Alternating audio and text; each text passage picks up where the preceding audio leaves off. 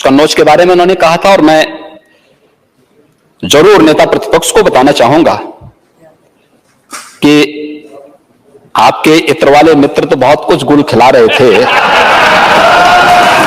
लेकिन इत्र उद्योग के लिए ईमानदारी के साथ कार्य हम लोगों ने किया है। और मुझे लगता है कि अगर गाय का दूध के बजाय मुझे लगता है कि गौ माता की सेवा सचमुच किए होते नेता प्रतिपक्ष, तो संभवतः गाय माता की भाषा बोले भी होते, बड़ी सार्व बुद्धि से अपनी बात कहे होते। लेकिन भैंस के दूध का ज्यादा असर भाषण में दिखाई दे रहा था, गाय कम था। लेकिन आपको गाय के गोबर में बदबू आती है, क्योंकि अगर आपने पूजा किया होता, गाय के गोबर को लक्ष्मी के रूप में रखा होता, तो भारत की समृद्धि का प्रतीक तो वहीं से प्रारंभ होता है। संभवतः आप ये प्रश्न यहां पर नहीं किए होते। और मैं देखता था माननीय नेता प्रतिपक्ष को, एक तरफ किसान की बात कर रहे थे, दूसरी तरफ उन्हें गोबर में बदबू नजर आ रही थी।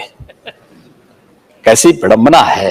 गोबर तो हमारे यहां गाय का गोबर तो बड़ा पवित्र माना गया है, और मुझे लगता है कि थोड़ा भी नेता प्रतिपक्ष हम लोगों से नहीं मानते, हो सकता है वे पूजा ना करते हो, लेकिन मैं वही आ रहा हूं। मुझे लगता है कि अगर आपने चचा शिवपाल जी से ही कुछ सीखा होता,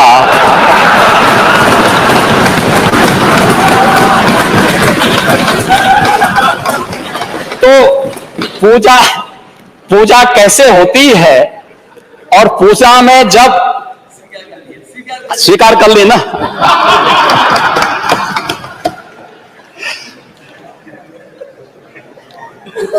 आप देखते होंगे घरों में जब पूजा होती है, हर एक जगह मूर्ति नहीं होती।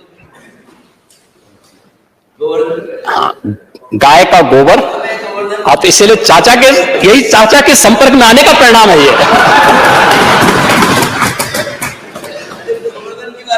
ओह, तो इसीलिए तो हम कह रहे हैं कि आप उस गोवर्धन को कहते थे कि गोबर हमें नहीं चाहिए। आप मुझे बताइए, कृषि प्रधान देश भारत की कृषि प्रधान व्यवस्था बगैर गाय के नहीं हो सकती, और बगैर गाय के गोबर से नहीं हो सकती है। गाय के गोबर यानी ये पूजा से लेकर के, संस्कार से लेकर के, भारत की कृषि प्रधान व्यवस्था को, जो हम लोग नेचुरल फार्मिंग के नए कार्यक्रम को लेकर के आ रहे हैं, ये नेचुरल फार्मिंग के साथ में तो चाहूंगा आप में से बहुत सारे माननीय सदस्य इसमें किसान हैं, प्रगतिशील किसान हैं। आप देखना, नेचुरल फार्मिंग आपके पेस्टिसाइड, फर्टिलाइजर और केमिकल की जितनी समस्या, यानी जो भी ये इससे इफेक्ट, साइड इफेक्ट है, इससे मुक्त करते हुए आप एक ऑर्गेनिक प्रोडक्ट देने की स्थिति में होंगे। और ये नेचुरल फार्मिंग बगैर गौ माता के संभव नहीं है, और सरकार उसको उसी दिशा में आगे बढ़ाने का काम कर रहा है। सरकार उसी दिशा में इस कार्यक्रम को आगे बढ़ाने का कार्य कर रही है। लेकिन आपको गाय के गोबर में बदबू आती है, क्योंकि अगर आपने पूजा किया होता, गाय के गोबर को लक्ष्मी के रूप में रखा होता, तो भारत की समृद्धि का प्रतीक तो वहीं से प्रारंभ होता है। संभवतः आप ये प्रश्न यहां पर नहीं किए होते, और आप ये नहीं कहे होते कि कन्नौज की आवश्यकता क्या है। कन्नौज प्रदेश का हिस्सा है, हम भेदभाव नहीं करते हैं। हमने बिजली दी तो सबको दी, विकास किया सबका किया, सबका साथ सबका विकास, ये हमारा विजन है, सभी के लिए, सभी के लिए। ऐसा देखिए, कोई व्यक्ति ये नहीं कह सकता है कि हमें छोड़ दिया है। हमने हर जिले के लिए कार्य योजना बनाई, और नहीं, समुदाय के लिए भी, सारी समुदाय के लिए हमने, कोई समुदाय ये नहीं कह सकता कि देखिए, प्रधानमंत्री आवास योजना या कल्याणकारी योजनाओं की जब हम बात करते हैं, एक बात बताऊं मैं, 43.5 लाख आवास बने हैं, और इस 43.5 लाख आवास में किसी भी योजना का, जो भी हमारी लाभार्थी परक योजनाएं हैं, इन सभी लाभार्थी परक योजनाओं में उत्तर प्रदेश में अल्पसंख्यक समुदाय की जो आबादी है 18 से 19% के आसपास होगी, लेकिन योजनाओं का लाभ 35% से अधिक लिया गया है उत्तर प्रदेश के अंदर। और बकायदा उसके नंबर हैं, उनके नाम हैं, और अगर आप चाहेंगे तो उन योजनाओं के बारे में आपको मैं पूरी सूची भी उपलब्ध करा दूंगा। कोई अंतर नहीं पड़ता। देखिए, वह उत्तर प्रदेश का जो नागरिक होगा उसके हितों के लिए कार्य करना हमारा नैतिक दायित्व बनता है। हम उसके हितों के लिए कार्य करेंगे। हमने तो पहले ही कहा था, मुझे लगता है विधानसभा सीनियर सदस्य हैं और आपने देखा होगा पहले ही भाषण में हमने इस बात को कहा था कि विकास में कोई भेदभाव नहीं होगा, विकास सबका, लेकिन तुष्टीकरण किसी का नहीं। तुष्टीकरण नहीं करेंगे, विकास सबका होगा। योजनाओं का लाभ कोई ये नहीं कह सकता कि प्रधानमंत्री आवास योजना किस एक सूची में उनका नाम आया था या स्वच्छ भारत मिशन में उनका नाम आया था और उनको बाद में मना कर दिया गया, यानी उनकी जाति, उनका मत या उनका मजहब देख करके मना किया गया। कोई नहीं कह सकता। प्रदेश में कोई भी लाभार्थी इस प्रकार की बात नहीं कह सकता। राशन देने में या किसी भी योजना के लिए हम लोगों ने तो अभियान चलाया, जिनके राशन कार्ड नहीं उनका राशन कार्ड बनाओ। आपके पास मेरे सामने बात आई कि साहब हमारे पास समय वो निभाने का प्रावधान करो। समस्या आपके पास इस बात की है कि आपके पास कोटा नहीं, उस कोटा को क्रिएट करो, ये सरकार का काम होना चाहिए। लेकिन हम भेदभाव नहीं करेंगे। कोई व्यक्ति, कोई वंचित ये नहीं कह सकता कि हमें इस कारण से इस सुविधा का लाभ नहीं मिला। हम लोगों ने सबको उसको देने का कार्य किया और उसी कार्यक्रम को आगे बढ़ाने के साथ हम लोग यहां पर इस कार्यक्रम के साथ जुड़े हैं और सभी उसी के हिस्से हैं। लोकतंत्र सेनानी के भी पेंशन की राशि को हम लोगों ने बढ़ा करके 15,000 से बढ़ा के 20,000 किया और बढ़ा रहे हैं ना। सभी कार्यक्रम आगे बढ़ेंगे और सभी फेज वाइज सभी होंगे। अभी ये सभी कार्यक्रम फेज वाइज आगे बढ़ने जा रहे हैं। उसमें चिंतित होने की आवश्यकता नहीं है।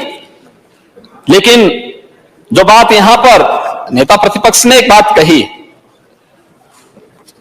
आज तो गोबर से अगरबत्ती भी बन रही है। अगरबत्ती, धूप अगरबत्ती भी बन रही है और मुझे लगता है कि अगर आप पूजा करते जरूर जलाते हैं। वैसे जलाना चाहिए, अच्छा है, लेकिन आपने फिर भी गौ को गौ माता कहा, मैं इसके लिए आपको धन्यवाद दूंगा।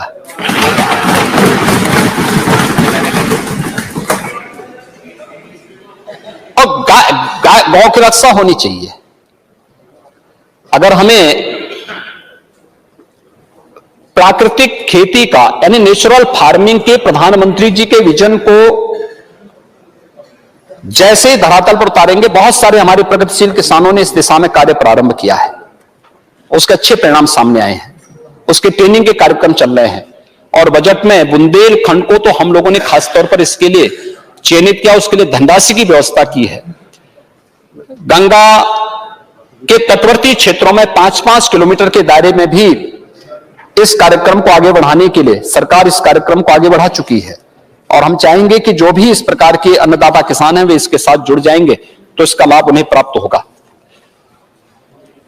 गाय के गोबर से अब तो बहुत कुछ प्राप्त हो रहा है और स्वावलंबन का आधार बनेगा। यानी केवल नेचुरल फार्मिंग ही नहीं बल्कि बहुत सारे ऐसे प्रोडक्ट भी उससे बनाए जा सकते हैं जो हर एक किसान का और पशुपालक के जीवन में भी व्यापक परिवर्तन का कारण बनेगा। केवल दूध पीने तक ही सीमित मत रखिए। और मुझे लगता है कि अगर गाय का दूध के बजाय मुझे लगता है कि गौ माता की सेवा सचमुच किए होते नेता प्रतिपक्ष तो संभवतः गाय माता की भाषा बोले भी होते, बड़ी सार्व बुद्धि से अपनी बात कहे होते। लेकिन भैंस के दूध का ज्यादा असर भाषण में दिखाई देगा, गाय कम था।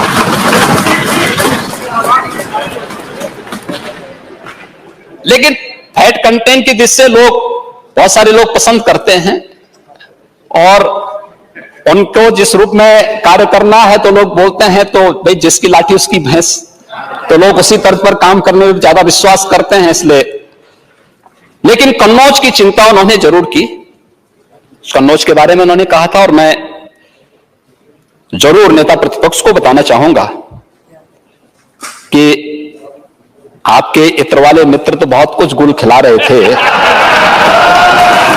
लेकिन इत्र उद्योग के लिए ईमानदारी के साथ कार्य हम लोगों ने किया है और जो कार्य हुआ है, हम लोगों ने वन डिस्ट्रिक्ट वन प्रोडक्ट में भी इत्र को कन्नौज के साथ ही जोड़ा है। हमारे वहां के माननीय सांसद श्री सुब्रत पाठक जी लगातार इसके लिए यहां प्रयास कर रहे थे और उनके द्वारा भी इस बारे में कहा गया। वर्तमान में इत्र का 800 करोड़ रुपए का व्यापार हो रहा है वहां से, अकेले कन्नौज से। लेकिन इसको एक व्यवस्थित प्रक्रिया के साथ पिछले 5 वर्ष में 55 नई इकाइयां लगी हैं आपकी कन्नौज में। सरकार के द्वारा वन डिस्ट्रिक्ट वन प्रोडक्ट की योजना के अंतर्गत चयन करने के बाद, यद्यपि पहले से भी वहां इकाइयां थी, 375 इकाइयां वहां काम कर रही हैं। और कोरोना कालखंड में भी हम लोगों ने $2.7 मिलियन के निर्यात यानी इत्र निर्यात किया गया है यहां से। ये उत्तर प्रदेश शासन की उस योजना को जो हम लोगों ने उस दौरान भी इसको